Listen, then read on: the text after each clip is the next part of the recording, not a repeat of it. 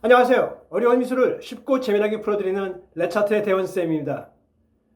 제가 지난주에 우리나라 현대미술의 현 주소, 그리고 이제 문제점, 또 그 방향이 어떤 식으로 가게 될지를 여러분들에게 소개를 했었는데요. 여러분들의 아주 좋은 반응, 그리고 진실한 그런 반응들을 많이 받게 되었습니다. 그 점 감사드리고요. 오늘은 그것에 이어서 이제 투덜투덜할 거는 이제 그만하자. 그러면 앞으로 어떤 방향으로 나가야 되고, 그림을 그리는 사람, 그리고 그림을 딜링하는 사람, 그리고 그림을 받아들이는 사람의 입장에서 어떻게 받아들여야 될 자세가 필요한가, 이런 부분에 대해서 신년 프로젝트로서 여러분들에게 지금 소개를 하고요. 오늘도 그 영상 계속 이어가도록 하겠습니다. 자, 그러면 먼저 한번 볼까요? 지난번에는 우리가 국립현대미술관 올해의 작가상 2023년 그 전시회를 기본적인 걸로 해서 어떻게 지금 우리가 현대미술을 바라보고 있는지 그것에 대해서 이야기를 했다면요. 오늘은 아주 짧게 그 외에도 몇몇 대표적인 전시가 국립현대미술관에서 벌어졌는데요. 그것을 우리가 한번 간략하게 지나쳐 가면서 우리나라의 현대미술이 지금 어떤 위치에 있구나를 소개를 먼저 하도록 하겠습니다. 그래서 지금 여기 보면 2024년 한국의 아방가르드 미술의 어떤 모습, 그 모습은 무엇일까 해서 현대차 시리즈의 정연두 100년 여행기, 이 전시를 한번 이야기를 해드리겠는데요. 그래서 이것은 무슨 전시냐면 작은 식물과 그리고 어려운 삶을 살던 사람들의 애틋한 이야기를 다루었다고 하는데요. 이 전시 자체가 굉장히 내러티브한 전시였고 또 스토리텔링이 굉장히 풍부한 그런 전시였습니다. 다만 제가 볼 때는 그 스토리텔링과 내러티브가 지나치게 많다 보니까 좀 더 직설적으로 표현하지 않는다면, 그리고 좀 더 구체적으로 어떤 표현이 되지 않는다면 자칫 지루한 다큐멘터리를 보는 게 아닌가 하는 그런 생각이 드는 그런 전시였습니다. 물론 이것은 이제 제 개인적인 의견이라는 것을 미리 말씀을 드리겠습니다. 하지만 제가 봤을 때 저는 느낌이 그랬어요. 미술을 공부했고 미술을 가리키는 사람의 입장에서 본다면 이번 전시는 한마디로 좀 펀치가 없는 애매한 다큐멘터리, 제가 말씀드렸죠.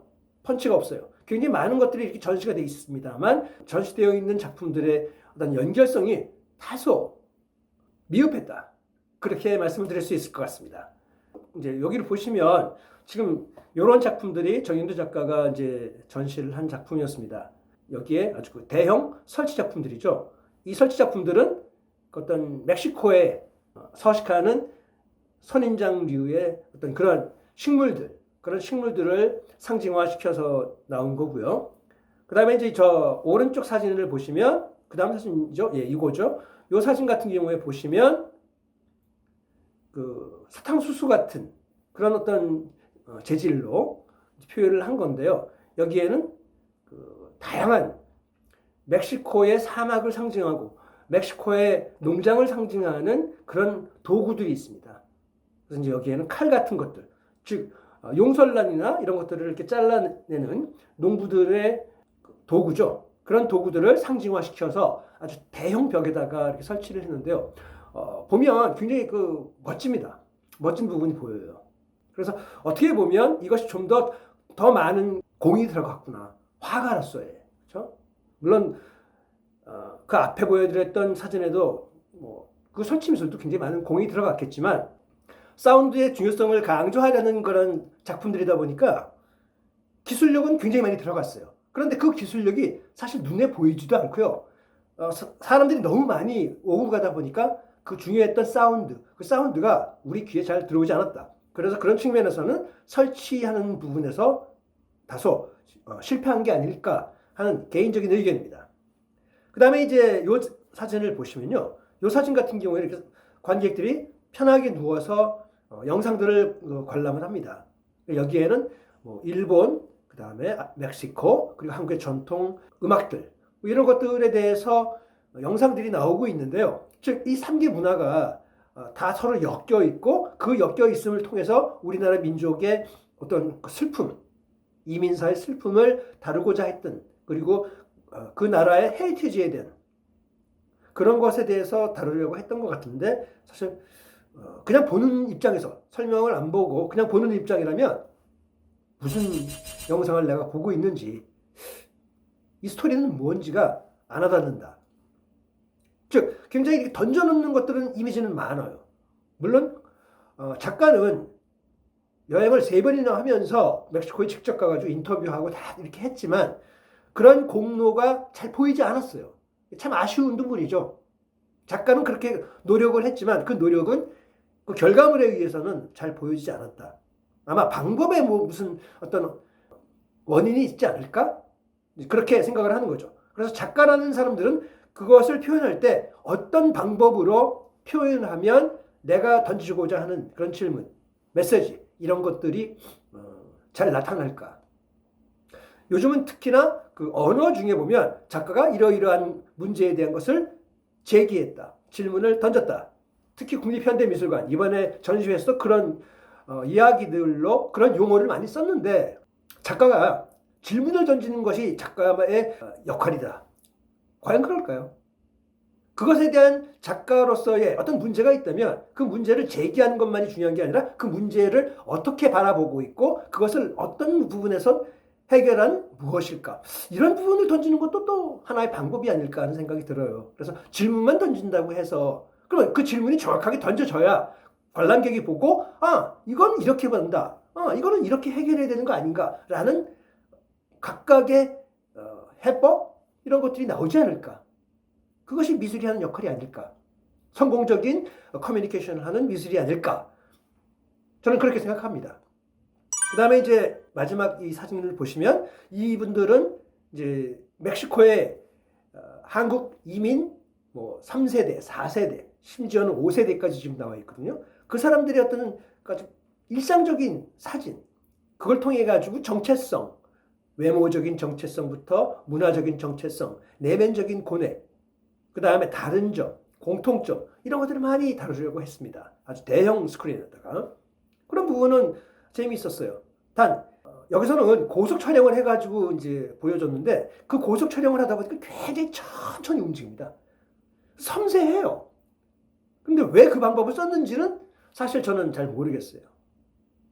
역시 방법의 차이점 이게 있다. 그리고 이제 그 다음 전시를 이렇게 한번 보실까요? 그 다음 전시는 Back to the Future, 한국 현대미술의 동시대성의 탐험기라는 그런 제목의 전시였는데요. 이것은 국립현대미술관이 소장하고 있는 현대미술 작품들을 한번 평가를 하면서 소장되어 있는 작품들이죠. 그 작품들을 평가를 하면서 우리나라 현대미술사의 어떤 족적을 알아보는 그런 전시였는데요. 제 개인적으로는 매우 유익한 전시였다라고 봅니다. 왜냐하면 그동안에는 너무 흩어져 있어서 도대체 작가들이 어떤 작업을 하고 있는지가 잘 알려지지 않았어요. 그런데 이번 전시를 통해 가지고 최소 국립현대미술관에서 소장하고 있는 여러 작품들이 한꺼번에 보여지면서 이런 식으로 흘러왔구나를 알 수 있었습니다. 그래서 그건 굉장히 좋았는데요. 다시 이제 여기서 보면 작품들도 다양했습니다. 영상도 있고요. 또 설치미술도 있고요. 굉장히 컨셉추얼한 작품들도 많이 있었습니다. 또 질감이나 이런 것들이 굉장히 느껴지는 그런 소위 회화작품 비슷한 그런 작품들도 있었고요.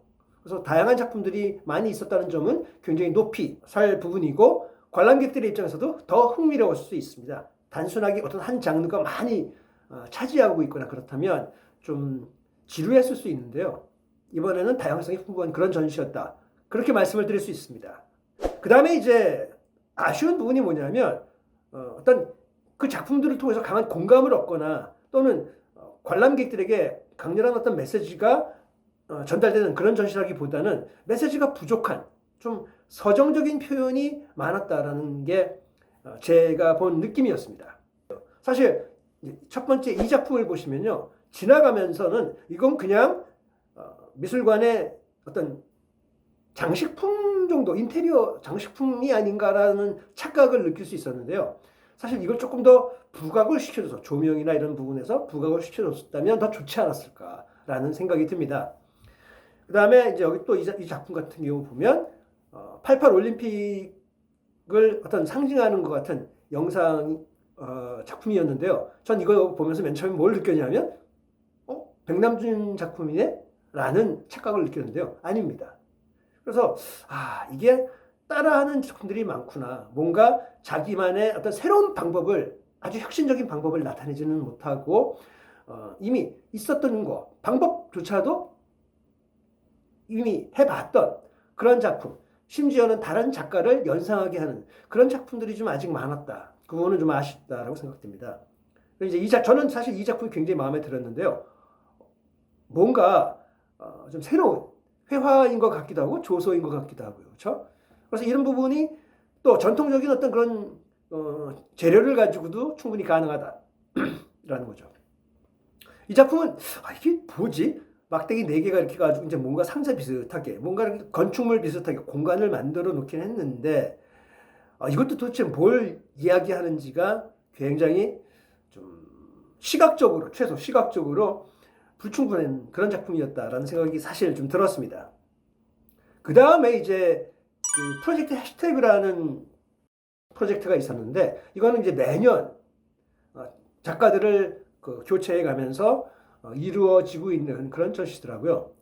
근데 이 프로젝트 해시태그의 가장 특징은 뭐냐면 젊은 작가들, 근데 화가만이 아니라 뭐 음악가도 있을 수 있고요, 무용가도 있을 수 있고요, 사회운동가도 있을 수 있고, 이런 여러 사람들이 한데 모여서 일종의 콜라보 작품들을 하더라고요. 일종의 어떤 한 클럽이라고 할까요? 그룹을 만들어서 같이 작업을 하는데 주제는 주로 사회적인 이슈나 이런 것들이 많이 존재를 하고 있고, 이거는 어떻게 보면 우리가 아마 많이 보시게 될 겁니다. 앞으로 더.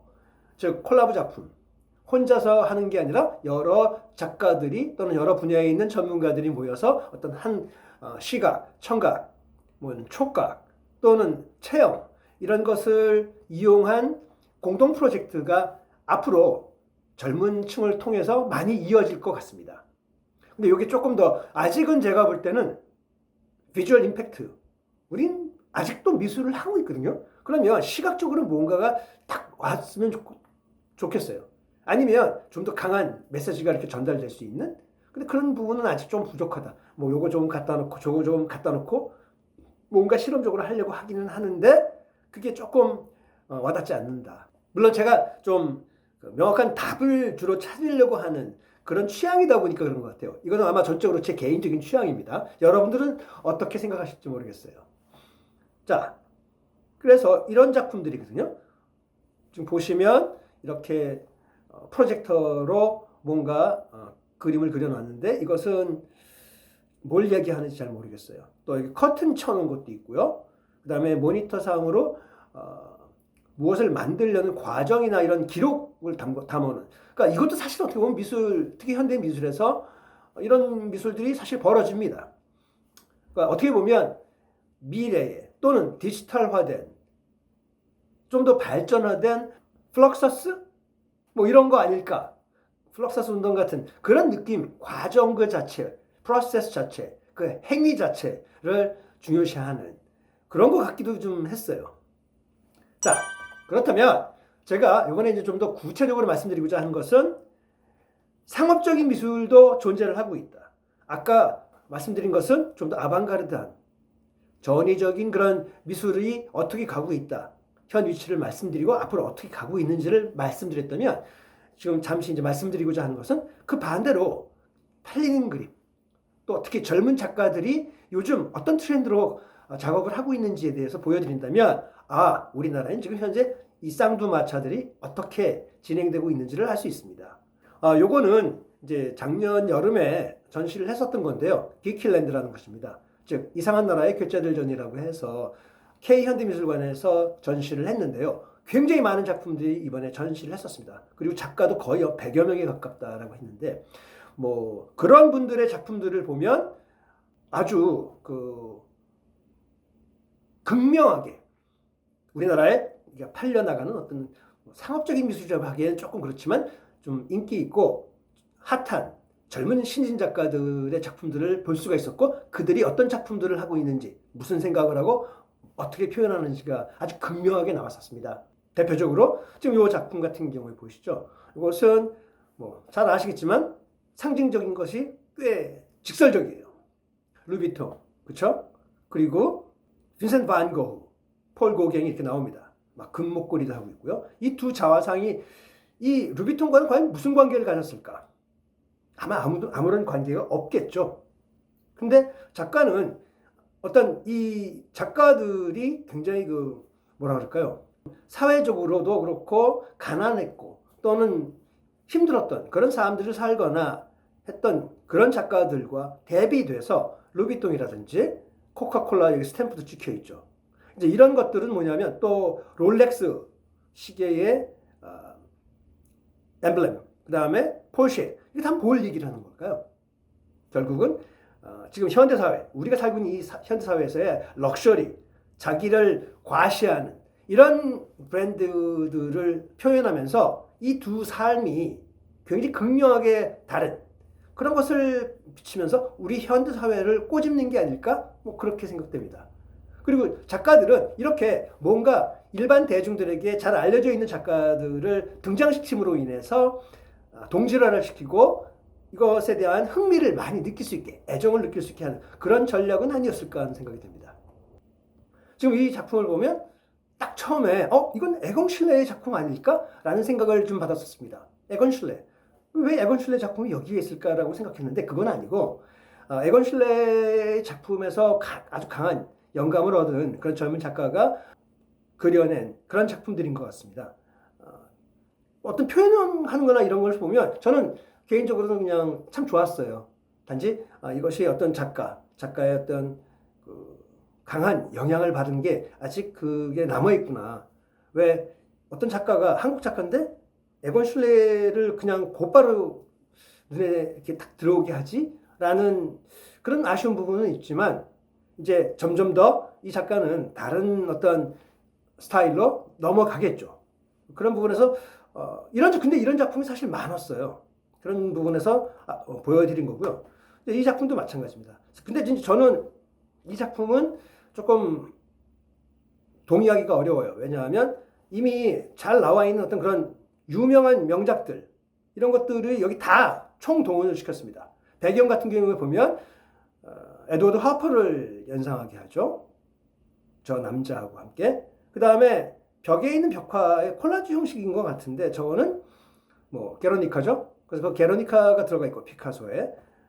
그 다음에 이제 그 앞에 벤치에 앉아 있는 이제 여인 같은 경우에도 보면 역시 피카소의 작품을 그대로 이건 그냥 인상을 받아서 그린 그림이 자기만의 그림이 아니라 완전히 그냥 그걸 모방을 한 이건 좀 제가 볼 때는 과연 이게 뭘까? 그런데 사실 요즘 현대미술에서 굉장히 각광을 받거나 그 어떤 관심을 받는 작품들 중에도 보면 이런 작가들도 있어요. 대표적으로 이제 리차드 프린스라는 작가인데 그래서 사실 논란의 여지가 많습니다. 그래서 남의 것을 그대로 차용을 해서 자기의 작품화시키는 그런 작가들이 있는데 그것도 현대미술의 한 어떤 방법이다라고 아마 많은 사람들은 여기고 있는 것 같습니다. 굉장히 귀염귀염한 이런 강아지 작품들을 이렇게 그려놨어요. 강아지 초상화. 근데 이런 작품들이 굉장히 잘 팔리는 거예요. 왜? 우선은 일단 주제 자체가 굉장히 사람들한테 호감을 받을 수 있는 주제고요. 그 다음에 색감, 그 다음에 질감이라든지 이런 것들이 굉장히 요즘 제일 트렌드죠. 요즘 MZ세대들이 제일 좋아하는 그런 어떤 캐릭터, 그런 스타일로 볼 수 있고, 플랫한 일러스트레이션. 제가 이 그림을 보여드리는 것은 뭐냐면, 이제 현대미술, 특히 우리나라의 현대미술, 다른 나라도 이제 이렇게 된 것들이 많은데요. 일러스트레이션과 현대미술의 이제 어떤 경계선, 옛날에는 상업미술이었고요. 또 여기는 순수미술이었는데 이 경계선이 거의 다 붕괴가 되었다. 그래서 일러스트레이션이 굳이 뭐 하나의 일러스트레이션 끝나는 게 아니라 현대미술의 한 장르로서 굉장히 각광을 받고 있고 또 판매도 많이 되고 있어요. 뭐 우구건 작가죠. 우구건 작가라든지 뭐 이런 작가들도 다 이런 거 비슷하게 스타일이 너무 비슷했어요. 그래서 이렇게 탁 튀는 작가, 아주 추상으로 가는 작가, 뭐 이런 사람들도 같이 있었으면 더 좋지 않았을까. 그래서 제가 이제 마무리를 드리는 부분은 뭐냐면 지금 이런 부분에서 우리가 꼭 고려해야 될 것이 젊은 작가들은 이렇게 일러스트레이션 같은 아주 유행에 민감하게 작품들을 그리고 있습니다. 그리고 그것이 잘 팔려나가고 있어요. 그럼에도 불구하고 전통적인 그 회화를 했던 작가들이 아직은 좀 부각이 되지는 않고 있습니다. 그래서 그 부분이 좀 우려가 되는 부분이고요. 제가 말씀드렸지만 현대미술에서 크게는 두 가지. 이제 우리는 변해야 되게 될 수밖에 없다. 아쉽지만. 다양성을 계속적으로 발전시키고 그것을 인정해주면 참 좋은데 그렇지 않은 것 같다. 즉 현대미술에서는 우선 우리나라의 현대미술에서 컨셉추얼해야 되는 부분, 내러티브하고 스토리텔링이 있어야 된다. 그 다음 더 중요한 것의 어떤 수단과 방법은 디지털화돼야 된다. 그리고 뭔가 움직이고 기술력이 굉장히 강해야 된다는 거죠. 혼자만의 작품이 아니라 여럿의 도움을 받아서 가는 그런 작가의 모습이 비추어지고 있고 아마 그렇게 될 것 같습니다. 그렇다면 우리 화가들도 그런 부분에서 대비를 해야 될 거예요. 그러니까 순수 미술의 어떤 그런 것을 잃지 않는 대신 그 툴들을 적극적으로 활용을 해야 되는데 단순히 툴의 도구가 되거나 노예가 되는 게 아니라 그 툴을 잘 활용할 수 있게. 그래서 신세대들, 새로운 세대들이 각광을 할 수 있는 그런 쪽으로 가야 될 것 같고요. 또 한 가지, 상업적인 것과 순수성이 이제 아마 멀징될 가능성이 많습니다. 어느 순간부터는 이 어떤 순수 미술 또는 아방가르드 미술이 지금 소개시켜드린 상업적인 미술과 아마 연동되게 될 수밖에 없다. 그래야 미술계 자체도 잘 팔릴 수 있는 활성화되는 그런 미술계가 되지 않을까. 저는 그렇게 생각하면서 오늘 영상 마치도록 하겠습니다. 다시 한번 말씀드리지만 이것은 전적으로 제 개인적인 의견입니다. 하지만 이 의견을 게재하면서 우리가 한번 꼭 생각해보고 미술을 좀 더 건강하게 그리고 미술에 대해서 사람들에게 관심을 더 끌 수 있고 그분들이 사랑해 줄 수 있으려면 커뮤니케이션이 더 훨씬 잘 돼야 된다. 우리 위치에 서서 그냥 던져주는 일방적인 소통이 아니라 쌍방향이 될 수 있는 그런 작품들이 과연 어떻게 이루어질 것인지 그것은 예를 든다면 체험형 미술들이 그렇게 되겠죠. 사람이 직접 그 작품 안에 들어가고 그 작품에 표현이 되고 체험을 할 수 있고 느끼고 피드백을 줄 수 있는 그런 작품들이 아마 나오지 않을까. 이미 나오고 있고요. 그런 부분들을 예상해 보면서 미술 앞으로도 많이 관심 가져주시고 사랑해 주십시오. 작가 여러분들도 화이팅!